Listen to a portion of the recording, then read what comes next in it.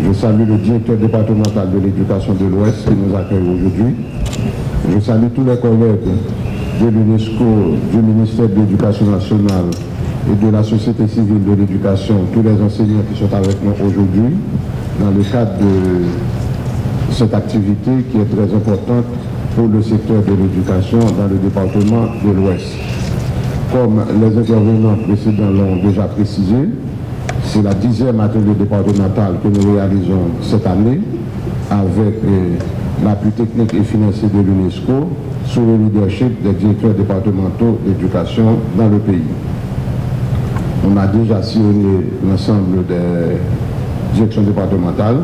Aujourd'hui, nous sommes dans la direction départementale de l'Ouest de l'éducation. Souvent, on fait des activités d'ateliers thématiques sur la revue sectorielle à Port-au-Prince. Il se trouve que le département de l'Ouest, c'est le département qui accueille également le siège du gouvernement et le bureau central du ministère de l'Éducation nationale. Mais aujourd'hui, la spécificité de cet atelier, c'est que c'est un atelier qui donne la parole aux acteurs au niveau départemental. Ce n'est pas des acteurs du bureau central de l'éducation. Et nous avons compris que la politique sectorielle de l'éducation est mise en œuvre au niveau des directions départementales, au niveau des inspections de district et inspections de zone. Donc les acteurs à ce niveau-là doivent pouvoir dire ce qu'ils pensent, ce qu'ils ont constaté par rapport à l'application de la politique d'éducation dans le pays. Il y a aussi les municipalités qui, d'après la Constitution, ont un rôle important à jouer dans l'application de la politique éducative du pays, et aussi les différentes collectivités territoriales qui doivent donner leur mot dans l'application de la politique du pays. Il y a beaucoup de questions que nous avons reçues au niveau des directions départementales, ce qui fait je constate qu'il y a nécessité de rappeler, surtout pour les collègues journalistes qui sont dans la salle, qu'Haïti dispose d'une politique nationale d'éducation qui est conforme à sa constitution et qui a été adoptée par tous les acteurs concernés par l'éducation sur la base d'un consensus. Cette politique n'appartient pas à un gouvernement, mais la politique appartient à l'État et à tous les partenaires de l'éducation parce qu'elle a été élaborée de manière consensuelle et validée aussi par consensus.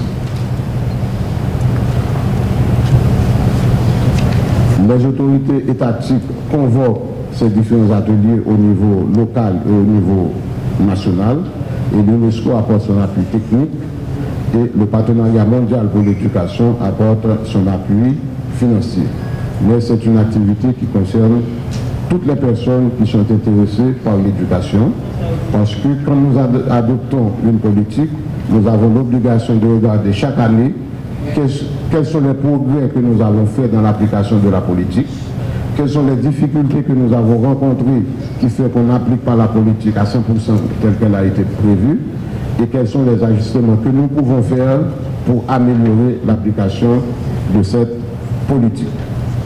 Le directeur de la communication me montre le document qui est le plan décennal d'éducation et de formation. C'est un document qui est disponible sur le site du ministère et beaucoup de sites qui donnent des informations sur l'éducation, comme le site de l'Institut international de la planification de l'éducation de l'UNESCO. Donc c'est un document public qui appartient à tous les Haïtiens et à tous les éducateurs du monde entier. Vous pouvez consulter le document et aussi les collègues journalistes peuvent organiser des débats autour de ce document quand vous posez des questions à un directeur central au niveau de l'État ou à une autorité politique, eh bien, sa référence pour vous répondre en matière d'éducation, c'est ce document. Quand vous faites des exigences aussi, il faut vérifier est-ce que votre exigence s'inscrit dans le cadre de ce document. Si ce document n'a pas prévu quelque chose, eh bien, on peut faire des propositions à travers ces ateliers pour que dans le prochain document de politique d'éducation, nous pouvons inscrire les priorités nationales que nous estimons nécessaires. C'est tout ce que je voulais vous dire. Je souhaite bonne participation à tout le monde et n'hésitez pas à poser des questions et à faire des propositions. L'éducation n'appartient pas au gouvernement ni à la direction départementale, mais c'est un bien commun pour tous les Haïtiens.